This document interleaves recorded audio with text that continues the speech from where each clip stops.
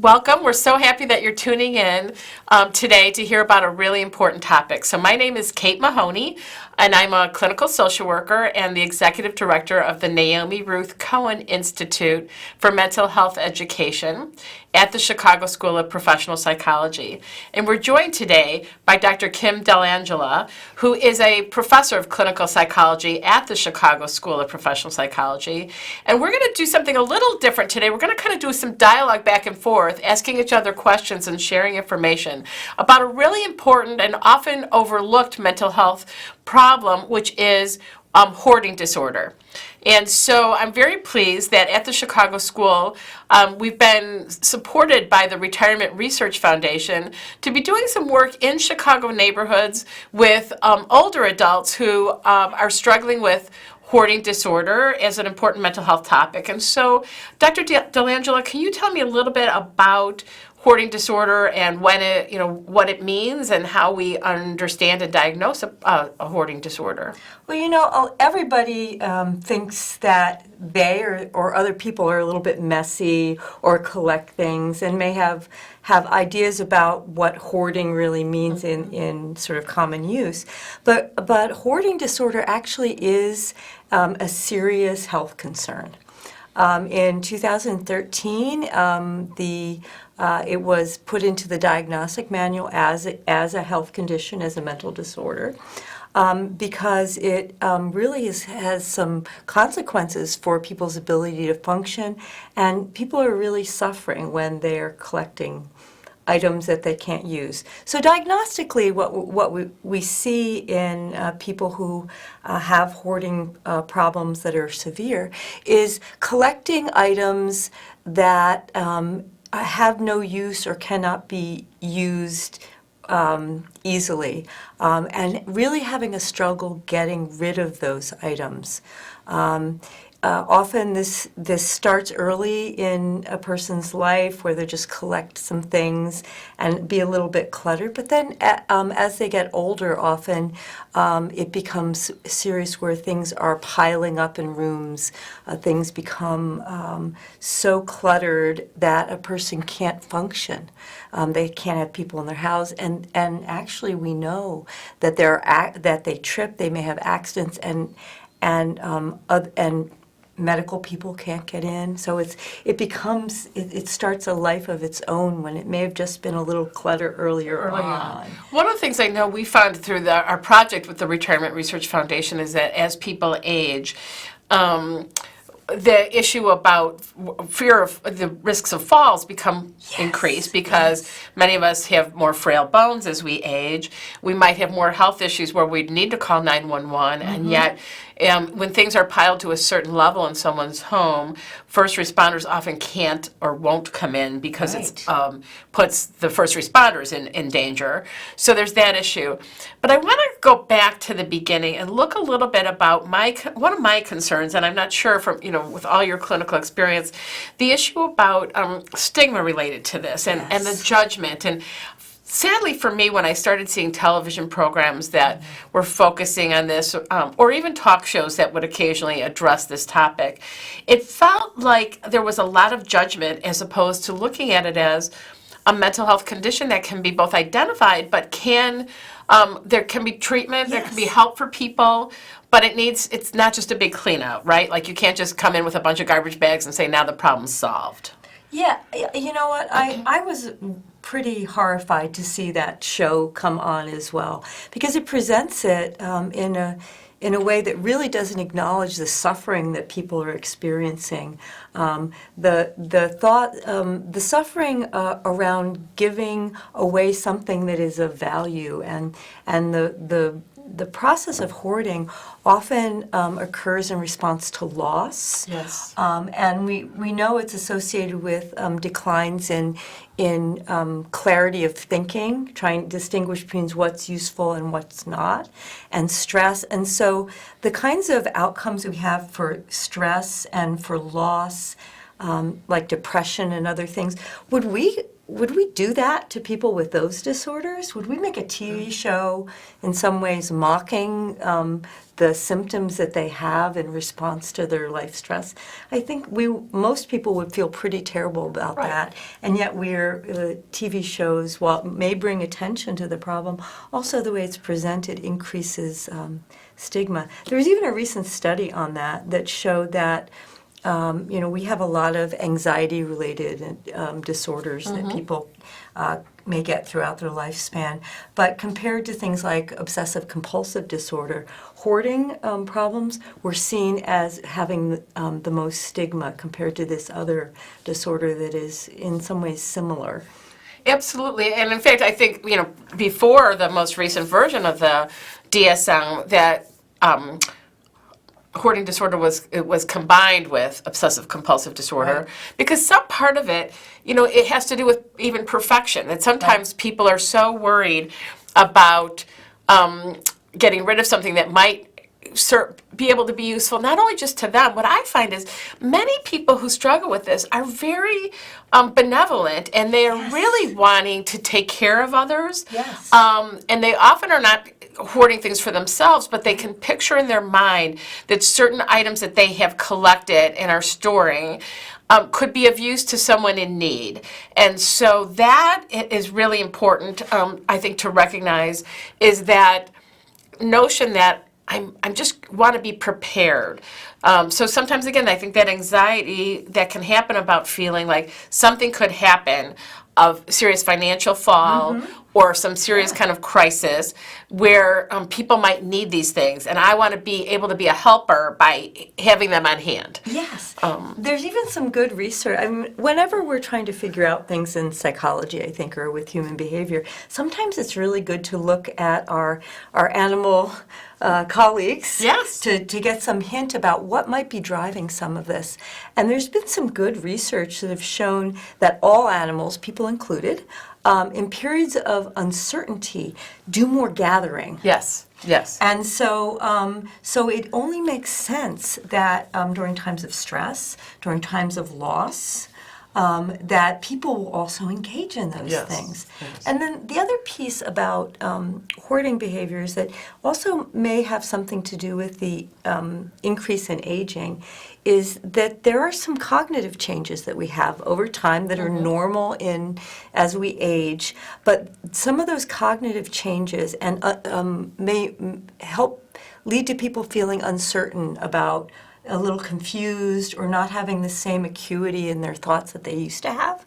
And so that can contribute to it. So it's this in some way normal human response to uncertainty and confusion and a little disarray in our surroundings or in our relationships, that it can also start to move that what may have been a less problematic way of behaving and coping into a place that becomes really dangerous. One of the things for me that is a heartbreak with this disorder is, again, because I've seen many people who really see their role in collecting and storing things is being there for others, is that it actually can lead to social isolation. So that when people get to a place where they're no longer comfortable having people come into their homes, or other people are not comfortable coming in, that we know so much about the importance of social connectedness for our mental and physical health, and yet we start seeing people lose some of those connections because the items that they are collecting and storing for potential future use get in the way of them being able to have those human connections for the very people that they might want to be helpful to. Right. And then those people don't see the suffering that goes along with it. I know a percentage of people are having depression as well. It's associated. And then people come in and swoop in at the last moment, and that's not terribly helpful when they haven't been there to see the purpose of the collecting and the helpfulness with which it's intended.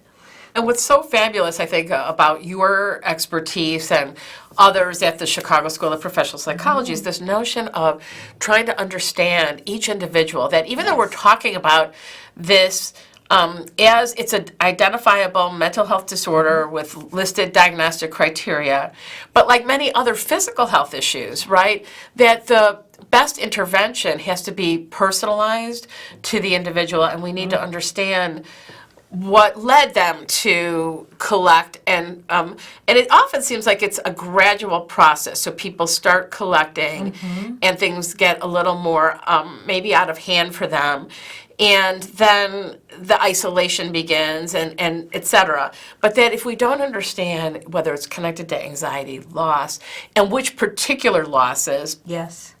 if we're not really helping the person heal, then a big cleanup will lead to refilling, because if your need is to have things on hand to be helpful, or your need is to Right. feel that you feel safer surrounded by things, if we don't make changes, then we're Right. just going to end up in the same place with like a relapse similar to other health issues. Yeah, so it really doesn't solve it. So we're not solving the problem by cleaning this out. Now, we have to remember that there are some serious health hazards related to it, and so we have to be thoughtful when we're intervening. We don't want to maintain people in environments that are absolutely unsafe. Right. That are fire hazards, that, and, when people go in to help clean up in a proper way, they have to wear masks, and often we have identified health hazards. Certainly. So we have to look at that balance. Yes. That balance for the person, and the approach that I'm seeing that is probably more helpful is minimizing hazards. Right. Right. So you have to. It's Clear not that you pathway don't to walk, clear and- yes. that you don't clear the hazards, because that is important in caring for anyone, regardless of their health status. But really recognizing that taking care of the hazards first is the most important thing, not throwing away papers that are in a corner that are not hurting anybody. Right. And then I think, too, I guess what I've seen work well is if we can involve the person. Yes. But so for example, with some of the older adults, they've been accumulating over time, and now they may have some health challenges that makes it hard for them to take a very active role in carrying things outside, Right. or even doing the physical sort. But if they can be there with a supportive partner or helpers and have a role in making decisions or having a role in talking through, oh, this looks like it could be really, what if we donated this Yes. to a place where then when someone needs it, they could get it free or at very low cost. Right. So again, I think helping to understand why someone was saving it, and if there's another way externally that we could still support their need to be helpful, but not in their confined living space. Yes. Yes. Because certainly we want to make sure there's clear pathways, avoid the tripping hazards that could happen. And sadly, the more stuff in someone's home, if there were to be a fire, the more quickly that fire could spread. So looking at those safety hazards. Yeah, they found that even though there's not more fires per household for people who are have hoarding problems, they found that the increase in likelihood of death is so much higher. Yes. Because it becomes more severe, and that the people there to help can't get in and can't find the person. Right. And can't provide the life-saving response. And that the person in would have a harder time getting out. Yes, So if you were yes. if you are living with a lot of stuff in your home, and you wake up to smelling smoke or feeling the fire, that you may have a harder time exiting safely your home because your pathway may be blocked. Sometimes people have blocked forms of egress, so that, if you have a front door and a back door, it's possible that now with all the stuff that you've collected for future use, you may have blocked one of those doorways. Or even windows Right. that firefighters may get Get into. into. Right. Right, so that can be a risk factor. And then just for general health, we know that some people get to a place where some of their, some rooms in their home can no longer be used, right? So people may no longer be able to store food safely and prepare food because their kitchen is no longer focused on food prep, but it may be focused on storage. Right. Or bathrooms and showers may not be able to be used, so it can interfere with Things people. are in the tub. Yes. Right. Right, because there was no place else to put things.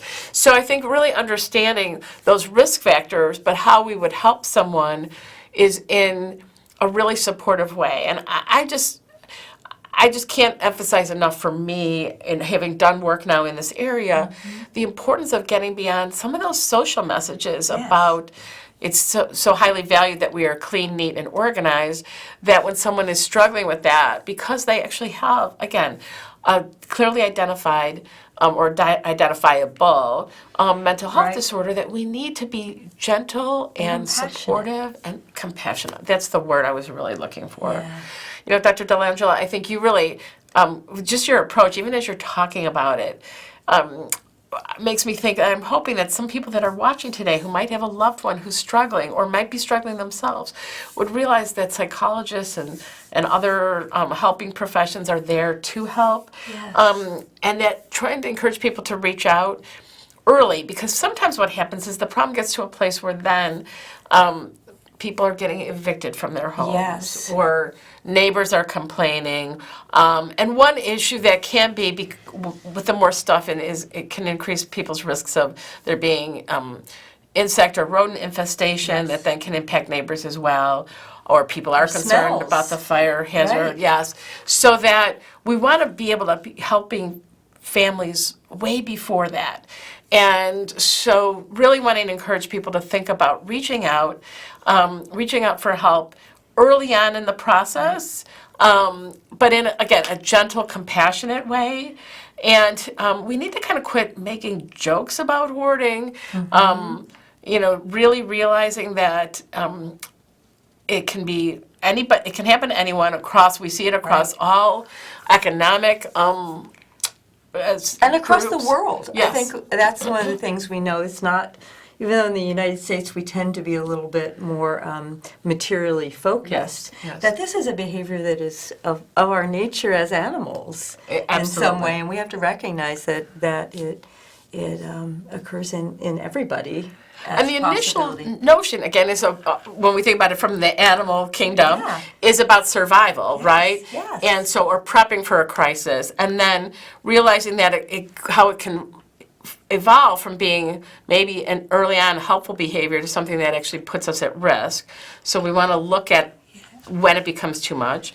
And that there can be excessive accumulation. So some people do, you know, there are people who do excessive purchasing, or there are people who go around on, you know, to garage sales, or when there's garbage day in their neighborhood and look around and say like, oh, somebody's could use discarding a chair that could be really useful, or something like that. Yeah. So there's a lot of ways that happens, but again, we want to understand how to help people and not judge them or criticize them. It's, you know, seems... So when we're thinking about this, a lot of times families just don't know where to start. You know, they have the TV show, and that's all they know as to what happens. I always, you know, we have internet information, but you really need a partner in this. And sometimes, you know, you can find a mental health care provider, but some people may not know how to do that. So sometimes primary care physicians can be a first stop, even if, you know, go with if the person has not got a health care provider, try to get them to a health care provider to make sure that they're okay also physically. Yes. And that health care provider may be able to help you work with your parent or with your family member to really help them, support them as they're moving through, making sure that there's no cognitive concerns that are coming up that have not been identified that are contributing to this behavior, and also having follow-up visits to make sure it's not impacting their health, their well-being, and that fall prevention strategies are put in place if that becomes, we know that falls are really sometimes the key thing that sends a person into ill health in the absence of other kinds of medical conditions. And that physician can be, even if the person doesn't see a problem, which is often the case, right? And people I've spoken with will say that. I understand other people think this is a problem, but this is just how it is. I live or I can how I think, am. I can know it cognitively, but the feelings that go along with giving away things are so powerful that I know I can't do that. Yes. Even though cognitively I know it probably doesn't make sense to a lot of people.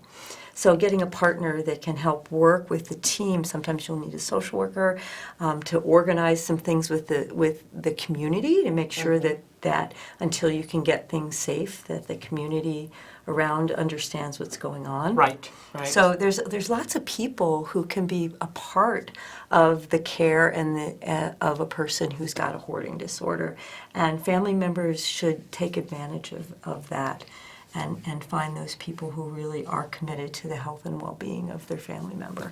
And we found sometimes even in municipalities, so local health departments, and you can call and not reporting someone, right? But calling to say, I have a loved one who lives in your community. So some of us, we might have a loved one who lives in another suburb, another town, even in another state, and say, I'm really wanting to know, I'm concerned, I think this loved one has developed a hoarding disorder, and I'm wondering what resources are available. And to be talking about it from a proactive perspective, not please go into, 123 Main Street and evict this person or put up a notice that if they don't clean up soon something bad's going to happen to them, but find out proactively what resources exist. There are a lot of health departments and zoning departments, building inspection people who do know the resources. So before it gets to a level where there's a potential legal problem, eviction problem, that we are really trying to solve that. So if you are hearing this here in Chicago, but you have a loved one in another state, you can think about that. You can even reach out to a local library in that community. They might know. A lot of libraries keep track of social services, human services, resources. And so we really want to support each person hearing the show today to think about, is there someone in your family, in your neighborhood, in your faith community that you're concerned about, but you felt maybe you don't know what to do, or you don't want to make them feel bad by talking about it, but just to kind of think about how we could be helpful in a way, and recognizing that, I think what you mentioned, that for the individual living, they may or may not. I've found some people are very conflicted. They don't like the social isolation, or they themselves have maybe had a trip and fall in their home, or a near trip and fall where they realize it's related to what they have, and yet it's a balancing act. And that's when we sometimes, as therapists, use these techniques of like motivational interviewing to help people realize, like, okay, you see some real benefits to what you've collected and amassed, and thinking about how you can be useful. But you also are concerned about your safety and your health, and you value people, or you value your relationships with your neighbors. And so how can we help you look at these two things and navigate a solution that really meets, it's not a loss on either end, but helps you navigate what your priorities and goals are, and when those are in conflict, how people explore that and figure out how to make sense, right? Right, and that's where family members can help when the person has the support to move in that direction. Sometimes there are also some groups that can be very helpful educationally and supporting some curriculums that are even, I think, some online to help people do that, so they can try little experiments in their own home. And the other thing you talked about, social isolation, I think is really important. That family members may not want to talk about it, but their family members are desperate for social contact. And so figuring out a way to be in contact despite the disarray, despite the concern, I think is a really important first step, to remain connected and let the person know that other people do care, and buffer the depression that sometimes comes with the isolation. And that can happen outside of the home where the hoarding is taking place. So inviting people who might be struggling to your home, or to go out with them, or to help them engage, again, maybe in community groups, faith communities, whatever works for them to feel a sense of connection. I know someone that I talked to recently who'd been asking for some advice on this. There's a woman in her church that has struggled, and she wanted to be helpful. She saw it as part of their almost ministry of caring for each other in their community, their faith community. And we talked a lot about how to balance this and how to keep this member engaged. And then work through slowly the process of what can be done and what can be done in a way that will not be traumatizing, but will be focused on health and safety and acceptance. Yeah. And so I think that's important. One last question I think I have for you related to this would be, so if a family member is concerned, do you think it would be beneficial, and could you see psychologists or other therapists helping a family member even before they're ready to take action, but to Yes. come and talk about it and their concerns? Yes, and I was going to say that, so thank you for answering that question. You know, when we're suffering, we suffer when our family members and our loved ones are suffering. And it's, even though the problem we see is in the other person, Yes. really it's our problem too, Yes. because of our connection relationship. So it is a very good idea to seek some mental health care expertise by coming in and saying, I'm really distressed, because you are distressed about my family member. What can I do? And so that is a very underutilized source of support for people. That mental health care is not for people who are crazy, Right. or for only the person who has the diagnosed problem, but really it's a way to get resources and knowledge and support and strategies so that you can be your best self in support of the family member you care about. And so people should think about that. And that doesn't mean you're committing to a year of therapy. Right. It just means you go in for a consultation. Sometimes that can really make the difference in how people's confidence to help their knowledge in helping their family member. And one resource I would encourage people to consider if your family member is an older adult is that a lot of senior centers and senior service providers know a lot about this issue, because as we've talked about throughout the show, that it's an issue that does tend to increase with age. Both the longer we've lived, the more time we've had to accumulate. Yes. There often is increased anxiety with aging, and or challenges about making decisions, so that can happen. And then some of the risk factors are increased because of the risk of falls leading to broken bones, really being a risk factor, the more isolation, because a lot of older adults naturally become more isolated, sadly, because some of their closest friends, who might be of a similar age group, they might have lost some of those already. And so we really want to think about how to do that. But I would also encourage people to consider senior service providers as a great resource. Yes. So we're really grateful to the Retirement Research Foundation, which does a lot of wonderful work in the area of trying to enhance the quality of life for older adults, for their support of this project that helped us really do a more in-depth exploration of this.